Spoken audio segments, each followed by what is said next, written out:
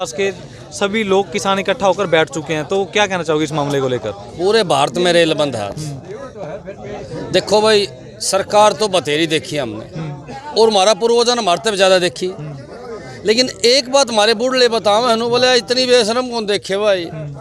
बड़े भारी बेशरम आदमी है भाई। रेल जाम कर लो, हवाई जहाज रोक लो। हरियाणा देखने वाले साथ इसका राम राम। फिलहाल आपने बता दिया जो माई टूल है उसके पास में जो रेलवे ट्रैक है उसके ऊपर किसान बैठ चुके हैं।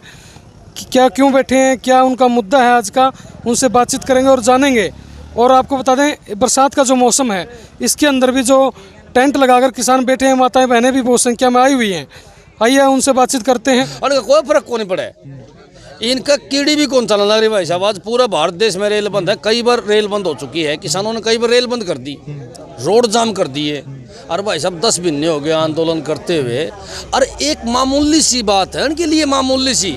आज मैं अखबार पढ़ूँ था, टेलीकॉम कंपनियों के 40,000 करोड़ रुपए माफ़ कर दिए सरकार ने। ये टेलीफोना वाली कंपनी, इनके 40,000 करोड़ रुपए माफ़ कर दिए, जबकि किसान को एक MSP देना निर्णय जो रहा हो। अगर किसान को MSP दे दें तो भाई साहब किसान भी भला हो जाएगा और सरकार का भला हो जाएगा। लेकिन राजीव दीक्षित ने एक बात कही थी, मंच के माध्यम से बात क्या करता, मैं उसका बहुत बड़ा फैन हूँ भाई साहब, क्योंकि उसने ओरिजिनल और सत्य बात कही, उसके कदमों पर चलने लग रहे हैं। देखो उस जैसे तो हम नहीं बन सकते, लेकिन उसके चरणों की धूल जरूर बन सकते हैं, उसके बताई हुई बातों पर जरूर चल सकते हैं। वो हमारे लिए आदर्श है। राजीव दीक्षित जी ने जमा साफ शब्दों में कही थी कि ये लोग किसान का भला नहीं कर सकते। तो उसने बताया कि मेरी एक प्रधानमंत्री से बात हुई, उस प्रधानमंत्री से मैंने पूछ लिया कि भाई आप किसानों की फसल को अच्छे दाम क्यों कौन दो, इनकी फसलों के अच्छे दाम दे दो, इनकी गरीबी दूर हो जाएगी, सुसाइड को नहीं करेंगे, इनको लोन लेके वापस देने में दिक्कत नहीं आओगी, आप बोले इनका फ़ायदा कर दो। तब उस प्रधानमंत्री ने पता राजीव दीक्षित को क्या कहा था? राजीव दीक्षित के मुंह से बातें वीडियो पड़ी है, कहीं ना कहीं सुन लियो। तब उस प्रधानमंत्री ने कहा था अगर हम उन किसानों को MSP दे देंगे, हम किसानों का लोन माफ़ कर देंगे, तो भाई साहब ये पैसे वाले हो जाएंगे। और ये पैसे वाले हो गए तो हमने कौन पूछेगा, हमने वोट कौन देगा? फिर तो सत्ता में यही लोग बैठेंगे।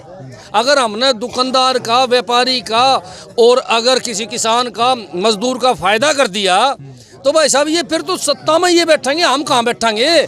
इसलिए हमारे झंडे ठान खातर इनको गरीब रखना जरूरी है। इसलिए हम इनका चाहवा तो ये फायदा करते हैं, कोई लंबी चौड़ी बजट है ही नहीं, लेकिन फिर भी हमने इनको गरीब रखना है। देखो दुर्भाग्य है, बनता है कि उसका मुआवजा सरकार दे। अगर ये सारी चीज़ें किसान को सुविधा देने लग जाए तो किसान धनवान हो जाएगा, और यह बात सरकार कौन चाहे, किसान धनवान हो गया। मैं आम जनता को एक बात बताना चाहूँ, और भाई साहब सपोर्ट भी मांगू हूँ, दुकानदार भाइयों से सपोर्ट मांगू मैं शहरी लोगों से सपोर्ट मांगू, मैं व्यापारी भाइयों से सपोर्ट मांगू।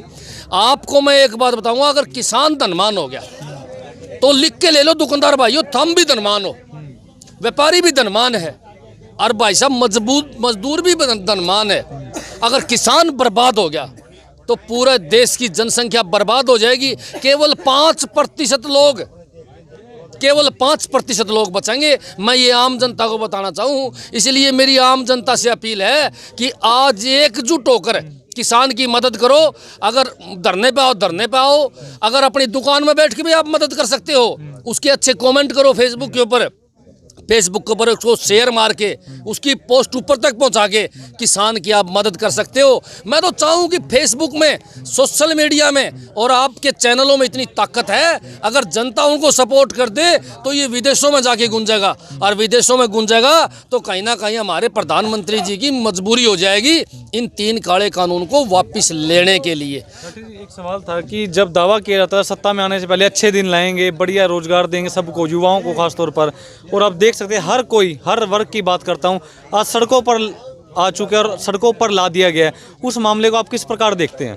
बिल्कुल सही, पहले कहो थे अच्छे दिन ले आवांगे, लिया है अच्छे दिन है, अच्छे दिन लिया है धीरू भाई अंबानी वाला छोरा के, अच्छे दिन लिया है अडानी के, अच्छे दिन लिया है बड़े बड़े उद्योगपतियों के, बड़े बड़े नेताओं के।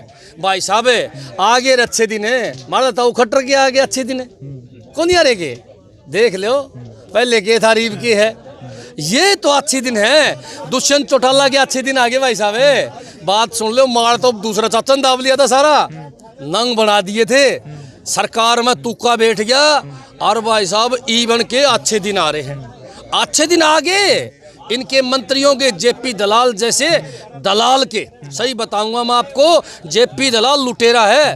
वो नंग था भाई, जेई था, आज उसके पास 700-800 करोड़ की संपत्ति कहाँ आई, प्रदेश की जनता को पता होना चाहिए। ये 700-800 करोड़ रुपए कभी सुरेंद्र सिंह के होया करते, और सुरेंद्र सिंह ने बेनामी संपत्ति उसके नाम दर्ज करवा रखी थी, और भाई साहब माल पी गया वो सारा का सारा नुका कानू।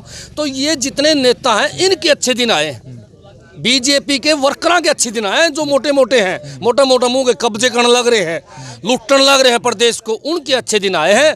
आम जनता के मैं तो बताऊंगा आप, किसान आंदोलन को 10 समय से ऊपर का समय हो चुका है। जो संघर्ष है, जो लड़ाई है, वो जनता से है या सरकार से है?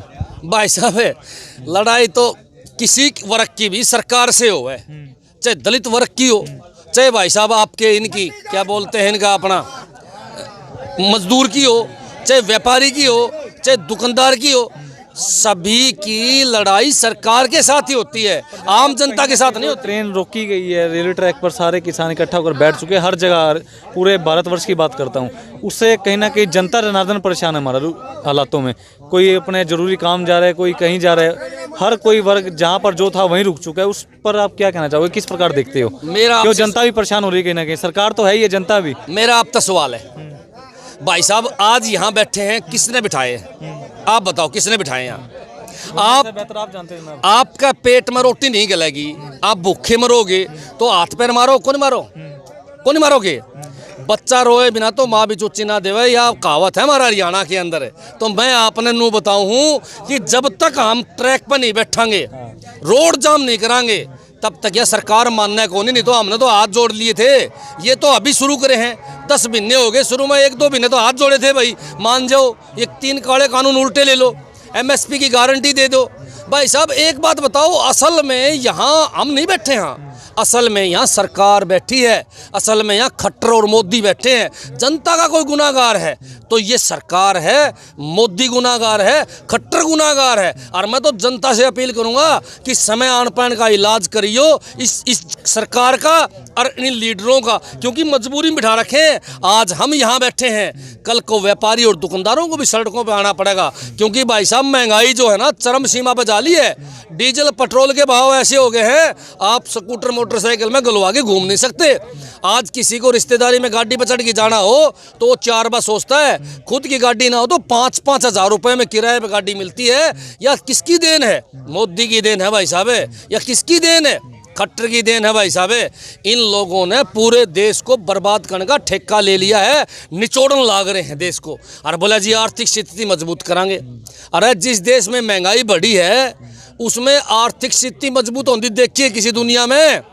ऐसे बेवकूफ़ बनाने का काम ये लोग करते हैं, सिर्फ और सिर्फ जात पात और धर्म के ऊपर। आप इस चीज़ का हल कैसे निकल सकते हैं? आप क्या मैसेज देना चाहते हैं प्रशासन को, सरकार को, जनता को? हल किस प्रकार निकल सकता है? मैं फिर उल्टी बात कहूँगा तो प्रशासन ने फिर उल्टी बात कर। अरे प्रशासन का तो सौदा है नहीं कि प्रशासन तो ढीठ है। और रुपये कमाने पर देखो, सुन लो मेरी बात, जो सरकार उन्होंने कि मैं कौन का छूट कर रखी है भाई, थम लूट लो और हमारा काम करा जाओ भाई साहब। प्रशासन 100% भ्रष्ट हो चुका है। आज मार लूटने पर उनका ध्यान है, चाहे पुलिस डिपार्टमेंट हो, चाहे आपका कोई तहसील डिपार्टमेंट हो, सारे के सारे रुपये ले भाई साहब। कोई आदमी थाना में चला जाओ, जब उसका फ्री में काम हो जा, मैं टांग नीचे चढ़ जाऊंगा, कहोगा उस मंत्री का और कहोगा उस विधायक का। एक बात बताओ भाई साहब, जब सारा कुछ ही पैसे में होने लग गया, बगैर पैसे काम होते ही नहीं, खाली बीजेपी के बड़े नेताओं के उन छोड़ के तो कई बीजेपी के जो छोटे वर्कर है ना वो भी रोने लग रहे बेचारे, उनके पैसे भी ले हुए हैं। अरे सीएम विंडो बनाई, वह रुपया में कदे खरीद ले तू? मन तो खट्टर साहब को 1-2 बार कहिए खरीद ले भाई, तेरी सीएम विंडो में करने लग रही। 5-5 हज़ार रुपए में सीएम विंडो के लोग बिकते हैं। और सीएम विंडो में जो बना रखी है ना कमेटी, ये दरअसल क्या है कि रुपये कमान खातर या कि बोध काटने खातर सरकार बनावे। सरकार के तो 5% लोग हैं, जिसमें विधायक हैं, जिसके अंदर मोटे मोटे इनके वर्कर है, कोई जिला अध्यक्ष है। ये सब के सब इस प्रदेश की जनता का खून चूसने लग रहे हैं। मैं तो साफ शब्दों में कहूँगा कि ये बीजेपी के नेता जोक हैं, और ऐसे चिपकी हुई जनता के ऊपर खून चूसने का काम करने लग रही है। इस समय टोल के ऊपर, फिलहाल टोल के पास लगते हुए इस समय रेलवे ट्रैक पर इस समय मौजूद है भारी संख्या में।